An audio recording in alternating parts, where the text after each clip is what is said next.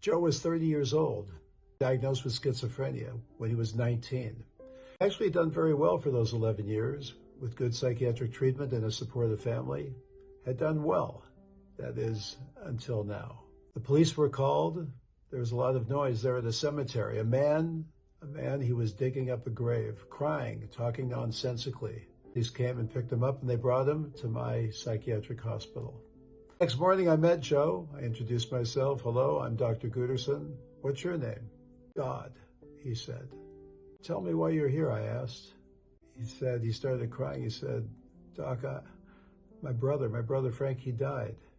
He died, and well, Frank was everything to me. He brought me to baseball games. He bought me hot dogs and ice cream and let me play video games. We talked all the time. I love him. He loved me. And now he died. He died. And my family, they said they wouldn't let me go to the funeral because I have schizophrenia and I can bring him back. I know I can. I've got this power. I'm God. Joe was weeping real hard. So earnest, so real, so loving, adoring of his big brother, believing he had godlike powers, believing that he could bring him back. So I'm this psychiatrist. What am I to do? Schizophrenia. Schizophrenia, what is it? Well, many people think of it as double personality, two personalities, but that's not what it is. No, schizophrenia is a serious psychiatric disorder. It usually starts when somebody's in their late teens or in their early 20s. It goes across virtually every socioeconomic group. Doesn't matter if you're rich or if you're poor. It can affect 1% of the world's population. When you think about that, that's quite a number. Now, schizophrenia it's divided up actually into what we call the positive symptoms and the negative symptoms. The positive symptoms go like this: auditory hallucinations, hearing voices that are outside your head, not voices that would be inside your head. Many of us, we may have these voices we sense that are going on inside of us. But for schizophrenia, they are hearing real voices outside of their head. In the worst cases, these voices are command hallucinations. And in the real worst situation, they're command hallucinations that are telling the person to do things that could be dangerous to themselves or dangerous to others. Next, we have delusions, divided generally into grandiose or paranoid delusions. Grandiose, I have special powers.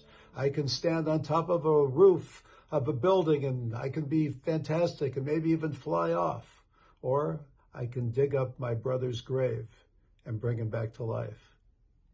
Paranoid delusions, believing that people are coming after you, or there's a cartel that's making all these plots. Delusions.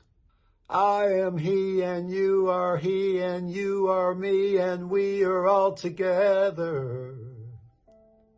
So as a psychiatrist with Joe, what am I supposed to do? He'd been stable for 11 years. He loves his brother. He's grieving for his brother. He believes that he's God. Am I there to take away his symptoms? He was not doing any harm. He was digging up a grave, but he wasn't hurting himself and he wasn't hurting anybody else. As the days went on, I realized I was in the presence of someone with unshakable honesty, innocence, joy, and love, a palpable soul, and I was humbled. I started thinking about it. I realized that I wished that I had some of what Joe had. Then I realized, in a way, we all do. We all have a piece of divinity inside of us. We have a soul, a spark, a yearning for transcendence, an inner voice. It is the essence of who we are. The problem is that we get distracted. Not Joe. Days went on. Joe slowly accepted the fact that digging up a cemetery is probably not the best idea. Talked together, we cried, we laughed, talked about his brother Frank. Me as a psychiatrist and Joe as God. I never challenged him about his name, never tried to convince him otherwise.